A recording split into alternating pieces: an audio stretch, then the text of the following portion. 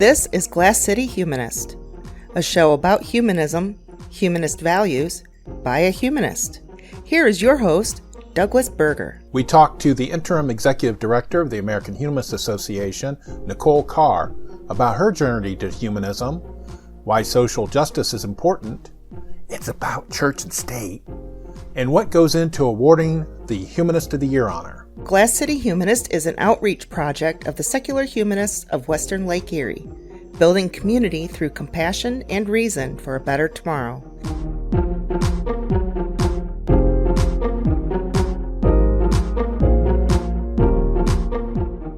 Welcome to another edition of the Glass City Humanist.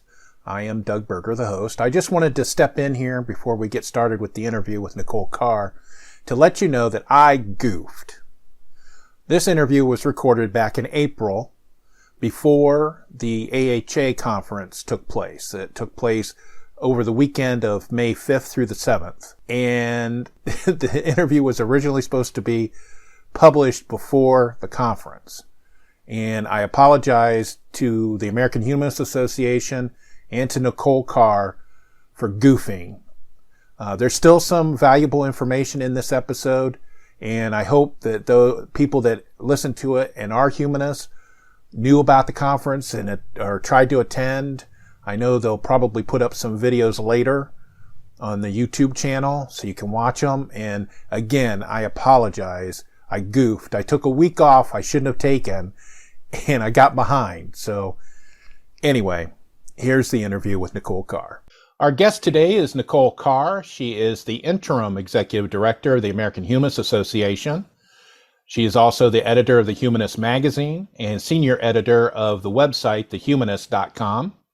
Prior to joining the staff at the AHA, she worked in development and communications for arts and education nonprofit organizations in Pennsylvania and New Jersey and Maryland. And she has a BA in English from the University of Pennsylvania and a master's in English and feminist literature from the University of Virginia. Thank you for joining us today, Nicole. Thank you for having me. So how long have you been with the AHA? I have been here for, it'll be 6 years in June. I came on as the director of development, and then I was the deputy director, and I'm currently the interim executive director.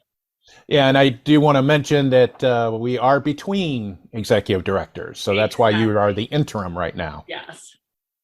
Now, the American Humanist Association, which my group, the Secular Humanists of Western Lake Erie, is a chapter of, was founded in 1941. Can you tell us a little bit about what the mission is and what the American Humanist Association does? Absolutely. So we're a progressive organization whose mission is to promote the rights of humanists, atheists, and free thinkers. Primarily, our mission focuses on issues of separation of church and state and also social justice. And we also promote awareness of the existence of humanists and atheists and other non-theists in the United States. And also, I believe it's a division of the AHA is the one that certifies humanist celebrants. Yes, the Humanist Society is an AHA affiliate.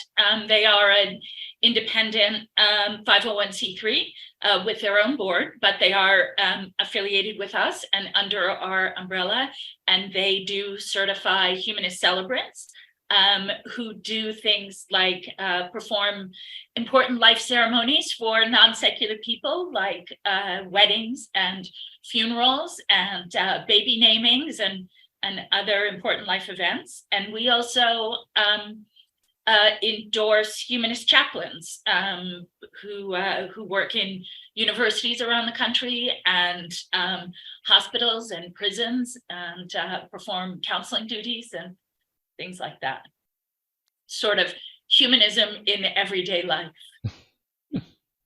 And one of the things, that the AHA does is it runs on a chapter model. You have chapters all across the country.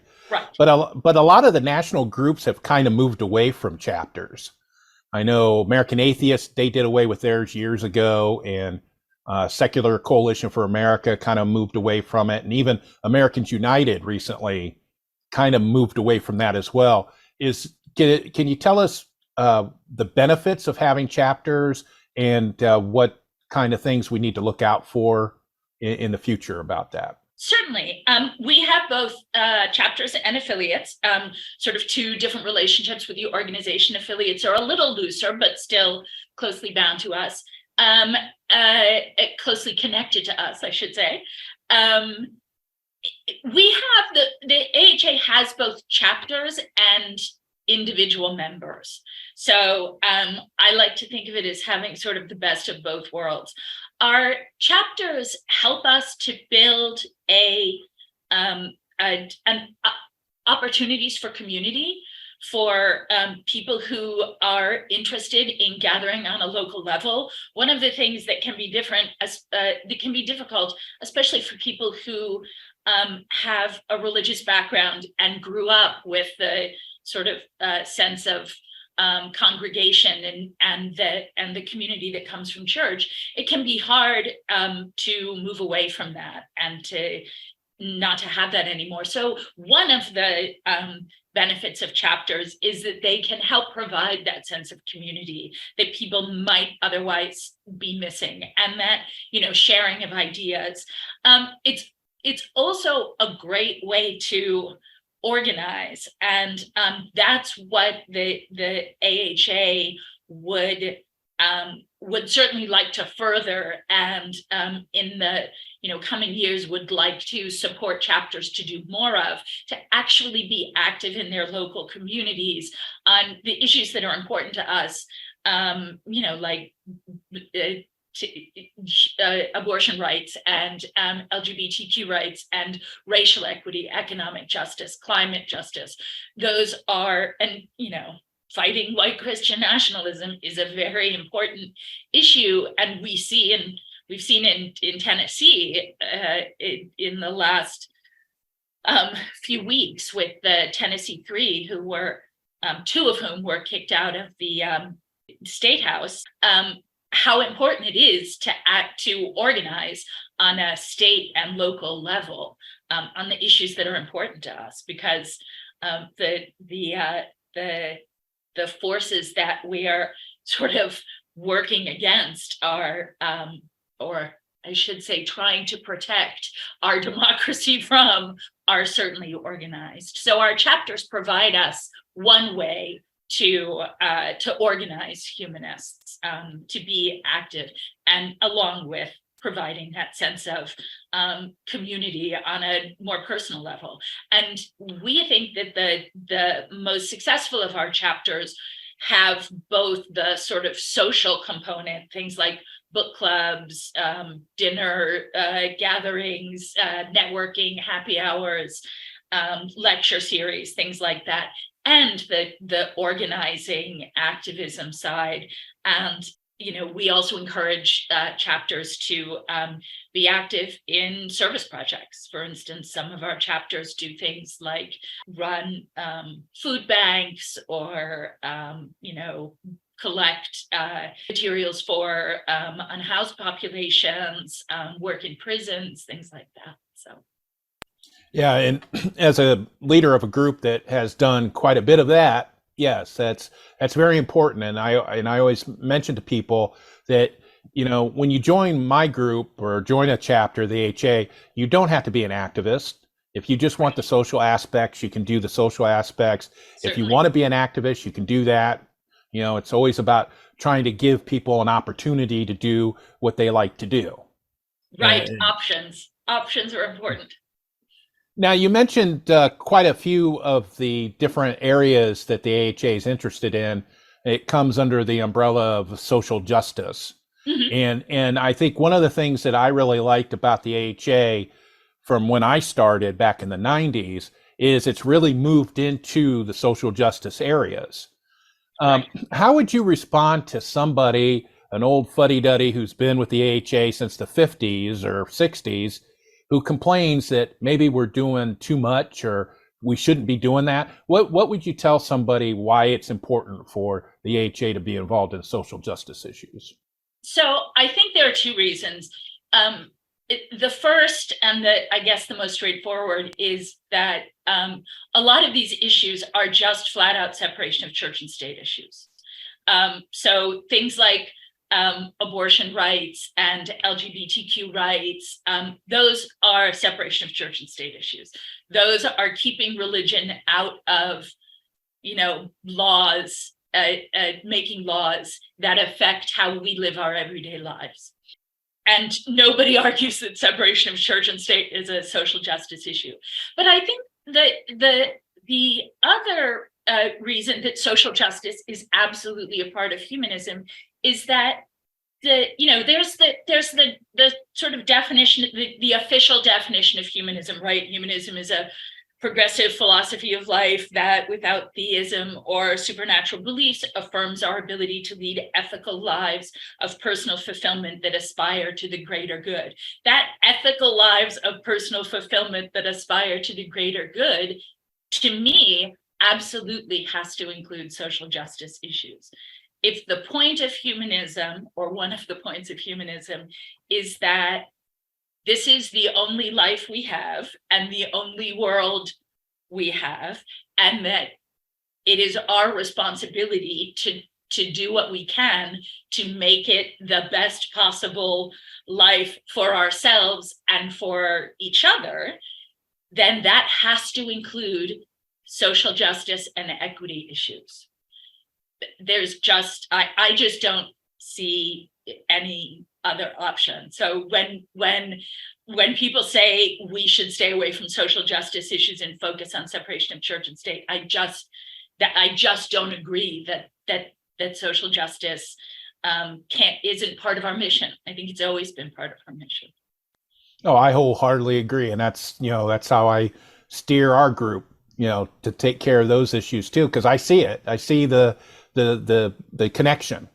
And some people don't. They just right. It's like separate. Well, that's what this is. Kind of taking a page out of the comic books. Everybody has an origin story. And so, what is your origin story? How did you come to humanism? Yeah, so I grew up in a religious family. We went to church every Sunday. I was Lutheran. I was the liberal branch of Lutheran, where we and I did not have a bad experience in the church, I should say, like many people do. My church was a very liberal church for its time. The stories in the Bible were seen as metaphors that could, in the best circumstances, help us learn the best ways to live. And I went to church every Sunday until I graduated from high school. And then, like many people in college, partly because I had better things to do on Sunday morning, like sleep in, I just sort of drifted away and stopped attending church on a regular basis. And then over the years, the more I thought about things and lived in the world, it just, the religion that I grew up with stopped making sense to me. And the idea that there was this omnipresent, omnipotent force that could make things better in the world and chose not to was not an idea that made sense to me anymore. So just over a period of a long time, I drifted away, and suddenly, at some point, I realized that I was an atheist. I will say that I was not familiar with the term humanism. And it was not, sadly, until I was looking for a fundraising position, and found the job posting for a development director here at the AHA, that I looked into it and said, hey, wait, that's me. And I didn't even know this existed. And I've since found out that that's a relatively common path to humanism. Oh, yeah, it's my path too. All right. Not until somebody outside introduces you to the concept that you say, hey, wait, that's me. And was there a specific or particular part of humanism that really affected you or drew you in? I do think that it's the idea that we owe something to one another because we're all here and we want to make the world and we have a responsibility to make the world a better place. It's the sort of good in our slogan, good without a God. And I don't know who said this first, but it rings true for me that if I tell you I'm an atheist, that tells you what I don't believe in. When I say I'm a humanist, that tells you what I do believe in. And what I believe in is that humans have a responsibility to be good to one another. For more information about the topics in this episode, including links used, please visit the episode page at glasscityhumanist.show. And one of the things that the AHA does is it bestows a Humanist of the Year honor on individuals who have mainly, they're not necessarily humanists. I mean, they're not members of the AHA, but they've done things that we can agree that are humanistic, and if they wanted to be members, they could be members, right? I mean, that's pretty much it.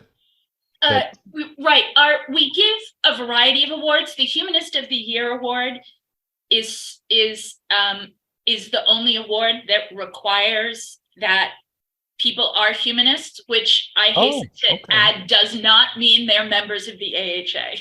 Okay. It means I wasn't they're sure. humanists in the big sense. The other awards, things like the LGBTQ Humanist Award, the Humanist Media Award, there's a whole list of awards we've given over the years. Even the Isaac Asimov Science Award does not require that they be a humanist, just that their work advances humanist values. Now, the reason why I bring it up is because one of the big kerfluffles in recent history was that the AHA board voted to rescind the Humanist of the Year from a certain individual who's a biologist and talks on Twitter quite a lot. Right. And you guys got a lot of blowback about that. You know, you got a lot of complaints about that.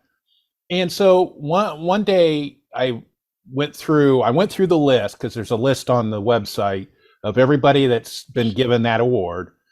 And there's several people that probably today they wouldn't have gotten it. That's true.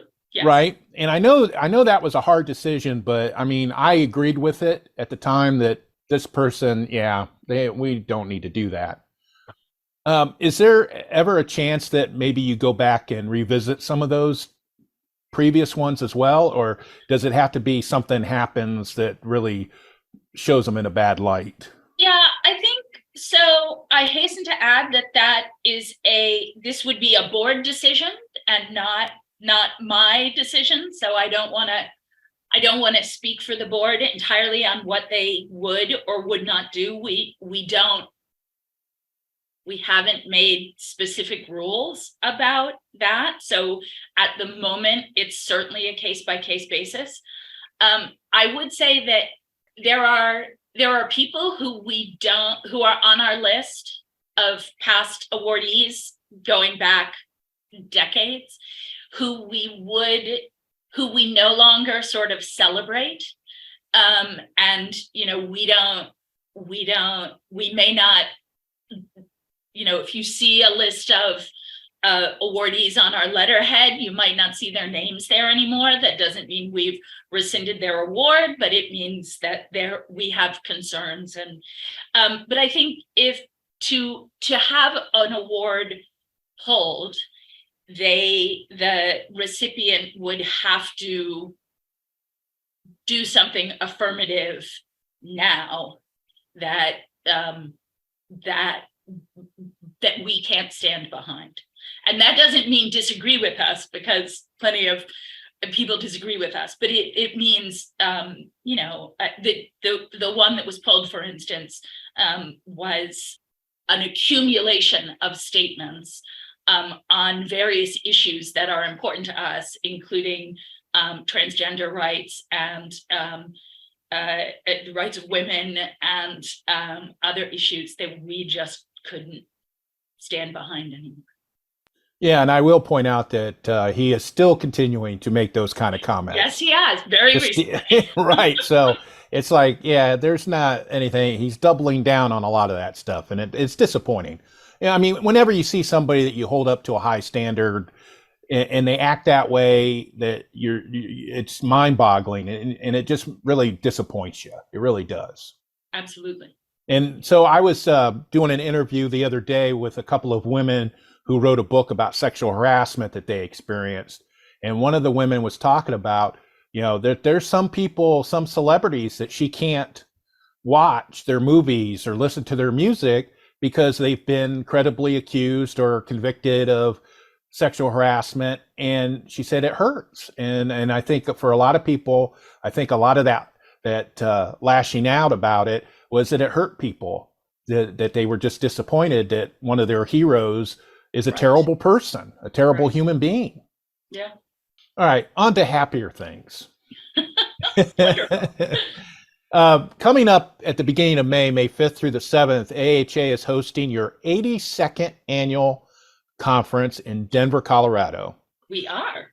And so what can a participant at this conference, what can they expect to find if they go there? I hopefully many wonderful things. We have a variety of sessions by speakers and panels. You'll be hearing our opening panel, in fact, is about of course, I can't remember the exact title now, but it's about humanism in the world and the importance of social justice and why social justice issues are humanist issues. Going back to something we talked about before, Tiff Ho from Go Humanity and a panel of local leaders that include Evan Clark from Atheists United in California and Devin Graham from Humanists of Tallahassee, and Aidan Barnes from WASH, which is the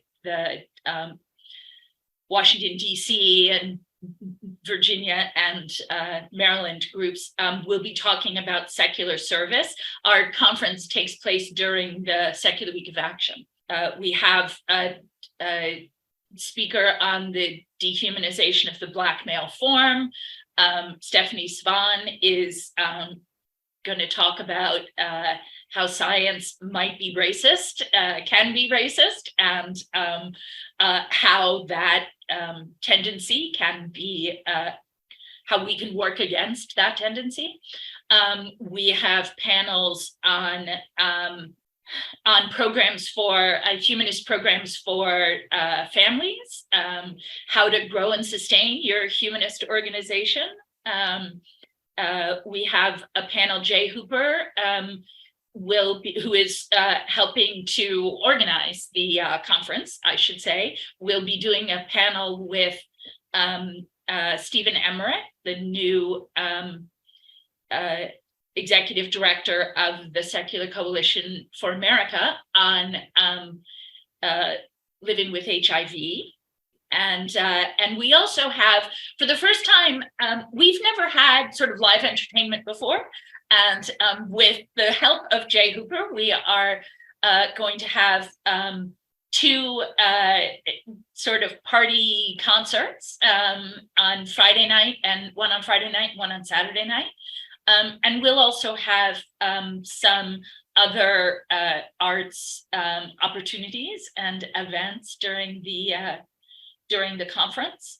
And there's also, we have a couple of panels on fighting white Christian nationalism.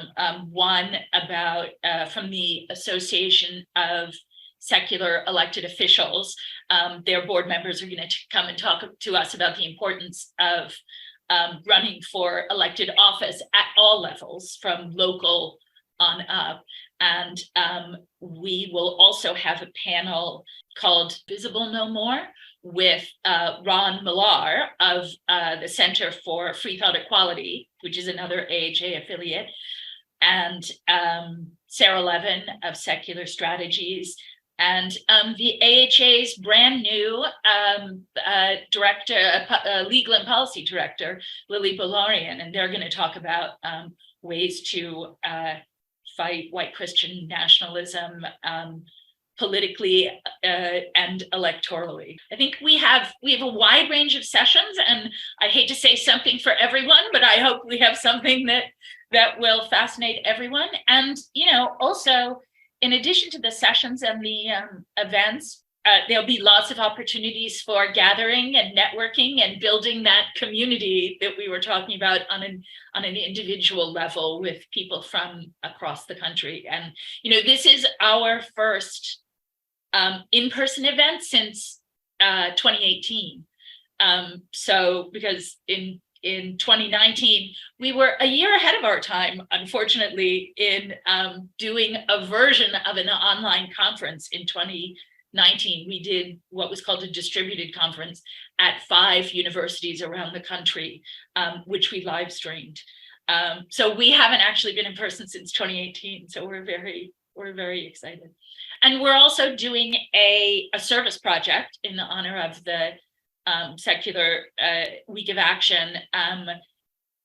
We are participating in Denver's local hygiene drive, collecting hygiene products for people who need them in the Denver area. So if you look on the conference website, you'll find a list of items that we hope people will bring to the conference to donate to the hygiene drive. Yeah, what you're saying about live entertainment, I experienced live entertainment at the 2001 conference in Los Angeles when one of the somebody who got an award spoke out against another person that got an award that day. Oh, no. So that was fun. That was before me, and I haven't heard that story. I'm going to have to go ask some people about it. Yeah.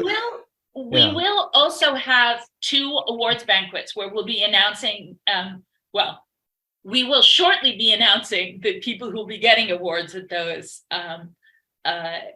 banquets. And we will at least have a Humanist of the Year award and an Isaac Asimov Science Award.